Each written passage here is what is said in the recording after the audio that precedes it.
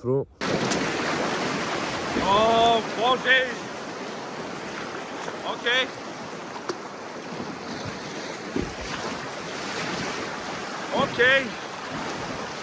Окей, майко мила. Сюжета стана изцяло Джак Спароу.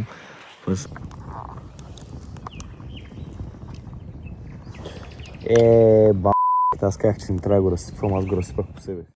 Здравейте хора, аз съм Владо, вие гледате Мечка ТV. Това е нещо много ново, това е един проект, който аз дълго време искам да направя. Проект, който не знам как да направя, но се надявам да се науча по пътя. Това, което предстои да гледате е соло приключения 2 дни на река Марица. Клиповете ще бъдат разделени, защото са много дълги. И не исках да ви карам да гледате един клип, който да е час нещо. Ще се горе-долу по 30-40 минути клиповете. Надявам се да ви хареса. Това е нещо много ново. Това е нещо, което аз не съм изпитвал до сега, което не съм пробвал до сега. Нямам опит в това да се снимам. Нямам опит в това да го работвам тези клипове. Но се надявам да ви хареса. Много ще благодаря за обратна връзка. Всичко добро и аз ви оставам с клипа. И така, успешно се натоварих в колата. Беше доста багаж. Изгледахме доста странно в общежитието, като си напусках, но нормално. То каяка, раницата, палатка. Благодаря на Март за палатката. В момента съм по ГМ Димитров. Чакам да се отцепя за Цариградско и да хвана до Пловдив. И от Пловдив ще тръгвам към Първомай с колата.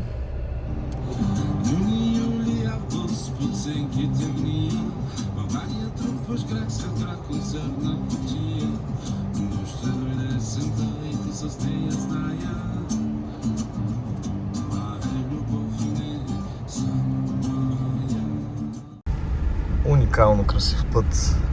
Само се притеснявам някъде да не изпукам гума и като паркирам тая кола някой да не ми открадне гумите, защото нека през една циганска махала. Ама са доста далеко, те са на 5-10 км вече зад мене. Тук отляво само полета дойде си видим код. Сигурно жито съдят, нещо подобно. И така, пътувам още малко. След около километър-два трябва да съм стигнал до място, където мисля да отпускам каяка и оттам тръгвам надолу. Малко ме притеснява тук, че минах циганската махала. Хората гледаха доста така изкусително пижото. Дано утре не го намеря на трупчета. Да, пътят е доста красив. Ако не е друго, пътят е доста красив. Ще се пробвам да я скрия някъде в храстите. Много е яко времето. Много е яко и полето. Не знам колкото добре се вижда на камера, но това е огромно. От всякъде. И е доста тъй цветущо. В смисъл, зелената е доста красива. Липсваше ми това. Ходя в момента, опитам се намеря за добро място да пусна каяка, защото това място, където бях харесал с Google Maps, в момента твърде много вода има и прави такива бързейчета. И това съм почти сигурен, че може да ме преобърне барабарска с каяка. И просто не се служава риска. Намерих път, който е буквално още толкова колкото минах. И се надявах да не трябва по него. Но само той ми остана като опция. Вкарал съм колата в едни храсти, обаче не става. Другото интересно тук е, че има някакви дървени конструкции тип хранилка за животни. И ми е интересно какви животни има тук. Видях доста големи стъпки с ногти и видях доста големи равни части в тревата. И не знам дали това е глиган, защото аз друго обяснение нямам, но да, ето има тази дървена конструкция, която е баш хранилка, което е интересно. Има много стъпки от коне също, може да е хранилка за коне, може да е хранилка за диви животни, никаква идея нямам, но ще разбера рано или късно, като се съпробвам да заспя. Надявам се да нямам мечки. И вече на река Марица, след едно тежко затъване с пижака. Каяка е готов и натоварен, само чака да тръгнем. Определено подцених колко много багаж се слага в цялото това нещо и колко време ще ми отнеме. Аз планирах да тръгна около 10 часа сутринта, тръгнах в един, закъснях. Това закъсняване сега с кълта също доста време ме отне. Мислих, че ще съм в водата около 2, 3, 4 най-късно. В момента е 5:30. Аз в момента, докато тръгна да се возя в каяка, ще трябва да търся място за палатка. Но определено ще търся от другия бряг, защото тук има много хора и не знаеш през нощта кой какво ще прави. Но да, каяка е готов. Това е най-малкото багаж, който можах да взема. Раницата, суха турба, турба с храна и турбата за самия каяк, за помпата. Очаквах да е много по-малко багаж и много по-леко, но беше изненадващо тежко. И вече сме официално по течението на река Марица. Интересното е, че много повече ме завърта, даже и в момента, отколкото просто да ме води на една посока. В момента прави кръгче. И съм много объркан, но може би това е защото задницата ми тежи малко повече и то се пробва да ме избута с дупе. Колко е гладко всичко. Миналото видео го прекъснах, защото аз се враснах в един храстени клони и ето пак се завъртам и не мога да разбера защо.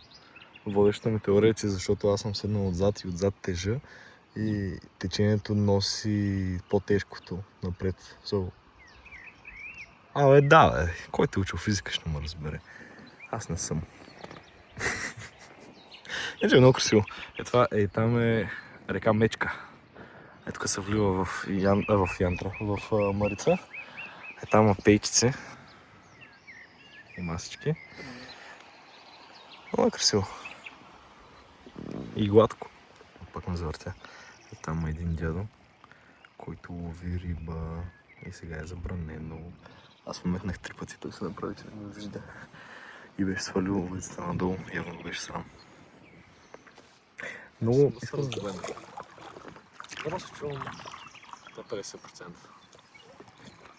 Иначе гледайте как скалата бавно по бавно е еродирала и е влязла в реката. Всяка година като вдигне нивото и сече малко скалата и стават такива отвесни склонове. Доста интересно. Не знам тези рибари дали смятат, че аз съм някакъв орган на проверка, ще ми направя глоба. Или просто искат да се говорят с мен, може да е второто. Но и двамата като ме видяха, ми стана срам, скрили се в храстите. Това е много интересно, когато човек знае, че прави грешното нещо, обаче го прави и бива фанат. Реакцията просто е едновременно е тъжна, за да го гледаш как се унижава този човек, едновременно е смешно. За да мен ми е искрено забавно, като го видя.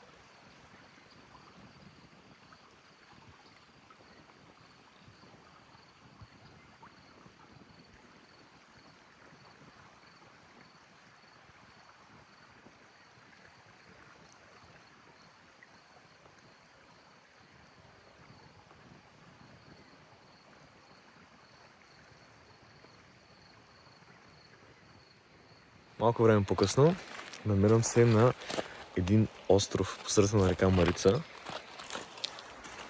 Оп, ето това, там е каяка. Там.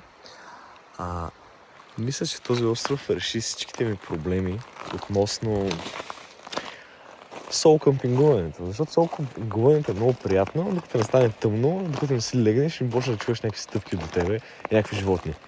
Обаче на този остров ви гарантирам, че няма начин да чуя стъпки. Самия остров. Той е супер плосък, както се вижда. Супер плосък. Има още някакво островче за него.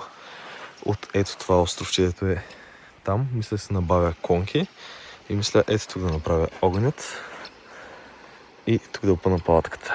Ето и каячето. Обмислям да видя някой друг остров, но трябва да е точно като този, да е гладък, да не е обрасъл. Който до сега не намерих такъв остров. Този е първия и само като го видях как това е лайфхака за спане на палатка. Ето тук. Само усещам как много ще ми се пикае през нощта. Това е единственото, което мога да кажа. Чува се и от двете страни как минава много бурно, много силно реката. Ето там в дистанцията. Ето там се вижда друг остров, но той е доста значително по-обрасъл. И се чуя, ако мога да намеря още на такъв, ще е идеално. Ако не мога, не знам дали ще мога да се върна на този. Това може това, което ме притеснява. Иначе има някакви стъпки в пясъка, които са доста интересни. И се чуя, животно тук идвало ли е? Защото това силно лятка пресъхва и се стига до тук. Да, сюжета стана изцяло Джак Спароу. Това се намираме на пясъка. Буквално е седно си на море, на някакъв безлюден остров. Много интересно. Безлюден остров, защото има следи. Ето тази следа е от птичка. А това прилича на котешка или кошешка лапичка. Но е доста мъничка, което ме навява на мисълта, че най-вероятно е лисица. Ето, тук се вижда много по-добре. Пръщата и основата. Има всякакви такива стъпки. Което е интересно, това е остров. А тези стъпки изглеждат да са щове пресни. Има и чифтокопитни стъпки. Ето те кръглите. Вижте ли как са отсечени отляво и отдясно. Има, навътре продължават още. Ето тук продължават лисичите. Лисичите продължават към ето това дънер, като мисля, че ето там е хрупка. Ходих, нямаше никой. Но сигурно, че ще се върне. Да, има някакви следи, но съмнявам се, че тези животни могат да направят нещо по-вау. Най-много лисичката да минава през нощта да търси храна. Сега се надявам да няма някаква мечка стрелница тук заебана на това. А това е много интересно. Това са на змия. Виждате ли как се е влачила змията? Е дошла. И тук има дупка и е влязъл в тази дупка. Но островчето е уникално красиво. И няма друг човек, който да ме притеснява. Това е южния бряг. Оттам е северния бряг. Като ние сме изцяло остров, изцяло сме разделени от всичко друго, което може да има тук. Което значи, че едно от притесненията ми, някакви рандъм хора да дойдат да ми открадат някакви неща, се елиминира. Има някакви притеснения от животни, от змия. Но аз вярвам, че като запаля огън ще избягат. Ето тук ще ми бъде палатката с изход насам. Гърба ще е натам. Надявам се не стане нещо, не се пъка трудно, докато спие да падна в реката. Ще е доста тъпо. Тук съм почнал да изравнявам. Искам да е равно. Това е най-якото нещо на пясъка, че мога да го изравниш, човек. Не ти харесва терена? Добре, легни, стани валяк, изравни го. Мога да ходя бос, даже, честно казано, предпочитам да ходя бос, въпреки че този пясък не е от най-топлите. Но предпочитам да ходя бос, защото това ще се набие много, страшно много във всичко, чорапи и обувки, които имам. В Марта, да, съжалявам. Палатката, че ще бъде малко изпътирана с пясък. Обещавам, ще ти изчистя. Така, и лекия презалез. Преди да залезе там слънцето. Преместих каяка от и там. То се вижда къде съм уместил. Ето там. Просто причина, че оттам в момента заляза слънцето, което значи там е запад. А утре ще изгрей от там. Което значи, че ако сединал на старо място, ще го напича слънце, което е доста вредно за каяк. Не знам кое беше по-добре на слънцето или това, че аз го влачих тук. Ама бях твърде изморен да го напомпя наново и да го нося както трябва. Ето палатката на Марто, който беше така услужлив да ми я даде. Няма да спра да му благодаря през цялото това нещо. Изкопах дупка. Забрах и запалката. Genius. Но имам газово тонче, което е хубавото. Изкопал съм лека дупка, греблата, палатката цялата е сетъпната, дюшека, спалния чувал. Това е зимния спалния чувал, но го взех, защото не знаех колко ще падне. И better be safe than sorry. Възглавничката, която е мъст, дрехи, още дрехи, от другата страна са целият багажок. И сега сядаме и тук, отварям ония сак с храната, лек мухабет, лек огън. За първ път съм в ситуация, която нямам запалка, имам газово тонче. И сега ще пробвам да запаля огъня. Оп. Добре. То тръгна.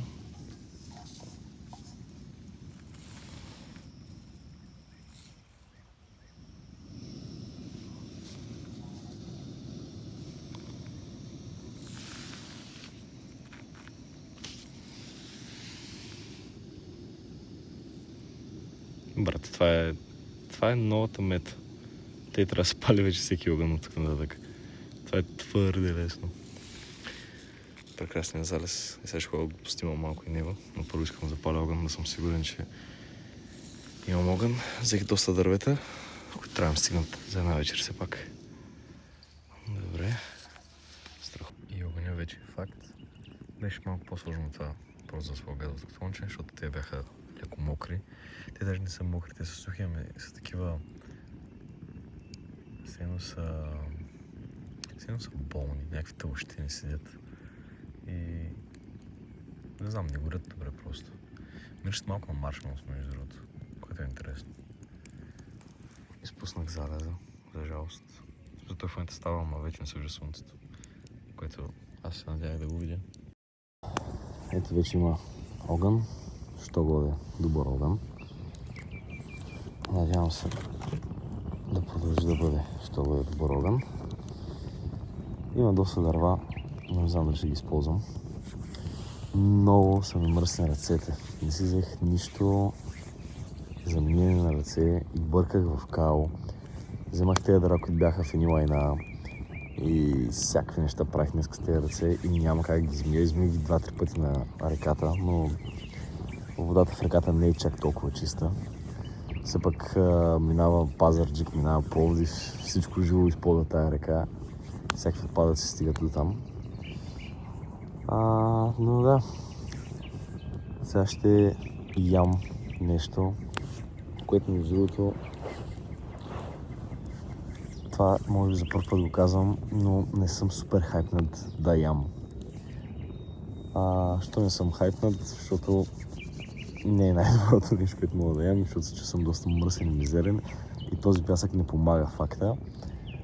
Ако нещо падне в този пясък, е във веки веков е бракувано. И тъй. И също не си взех друго сакче за букук, което значи че използвам едно сакче и за храната, и за букука от храната, което ще манджа с грозде работата. Първото нещо, което взех от селския магазин в Първомай, беше тази консерва. Скумрия филе, специален сос. Специален доматен, но е специален сос. Без консерванция. И ще япвам.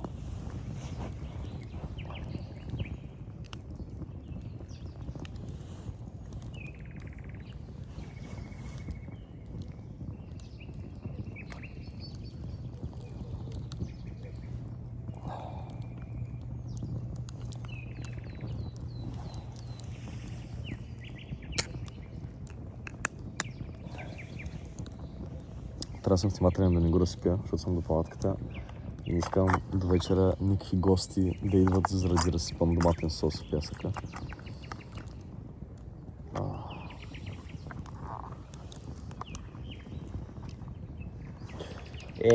Бамо майката, аз казах, че не трябва да го разсипвам, аз го разсипах по себе си.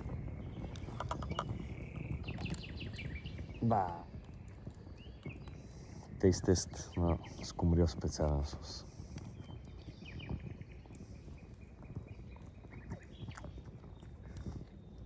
Между другото е добро. Аз съм човек, който принцип не харесвам риба.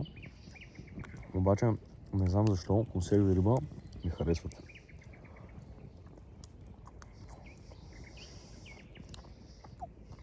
Това е добър. Някакво домат с лук и чесън, мисля, което е отвратително на смарт по принцип, ама аз съм само на палки, смисъл, няма на кой да го виня.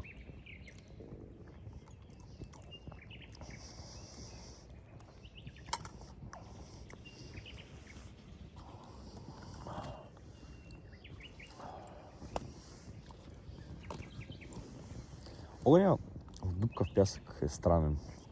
Не мога му влезе достатъчно въздух отстрани и постоянно жертва се зарива с пясък и умира. Буквално в момента си преселено, след 20 секунди ще умре.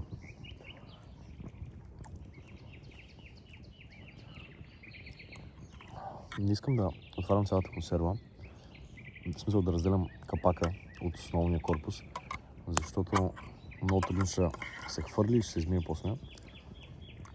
Обаче някаква рибка е стъкната там в момента. Пробвам да я изкарам. Успях. Браво, мен.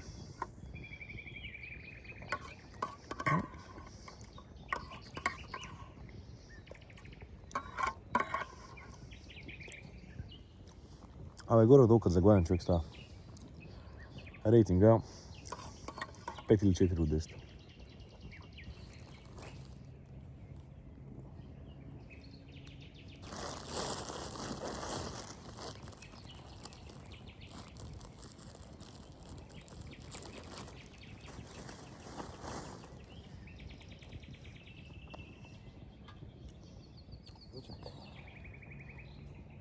Иначе за тези консерви най-якото е да си ги утопиш с хляб, да вземеш сочето с още някаква останала мръвка.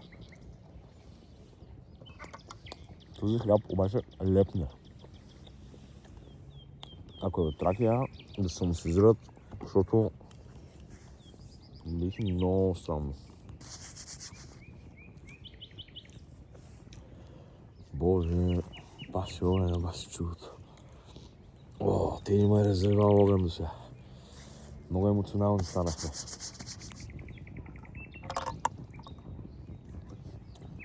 Готова е консервата. Изблизана.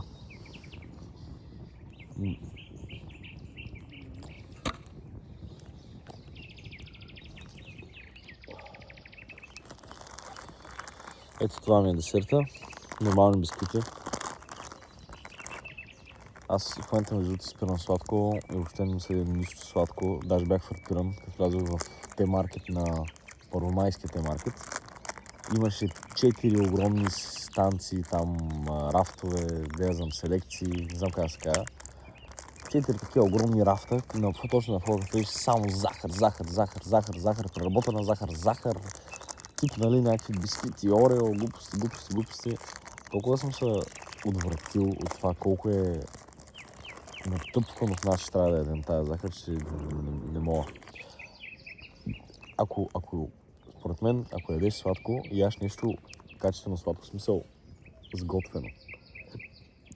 Тортата е хиляди пъти по-добра от всякаква такова залагалка, вафла, орео, круасан, което може да се вземеш.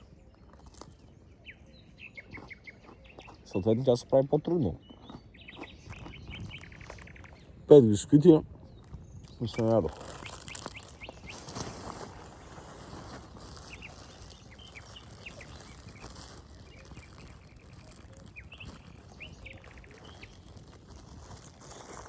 Не знам как го правят този хляб, ама е странен и е лепкав. Взех го в магазин, защото беше мекичък, ама почвам да съжалявам решението. Тази турба сега с храната трябва да отида да скрия някъде. Май ваше ще оставя малко със огъня. Аз имам да измия консервата и да търся къде да закача турбата с храна. Enjoy the fire!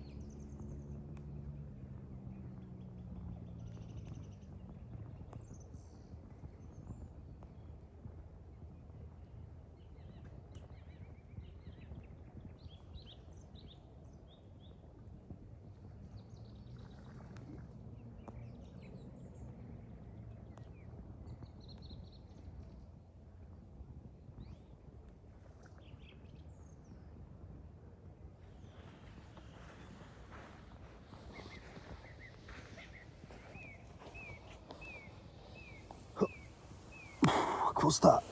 Скучахте ли без мене? Защо ме поддържате огъня, бе? То не става само с гледане. Трябва да се работи тук.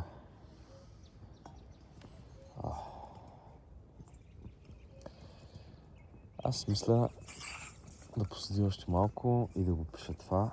Нямам намерение да взеда късно. Особено като си сам, като няма с кого да си говориш, с кого да се разкажеш. Просто е малко безцелно да седиш след залез. Вас ви оставям. Аз ще се полюбвам още малко на тишината и на спокойствието тук. И ще се видим утре сутрин за кафе.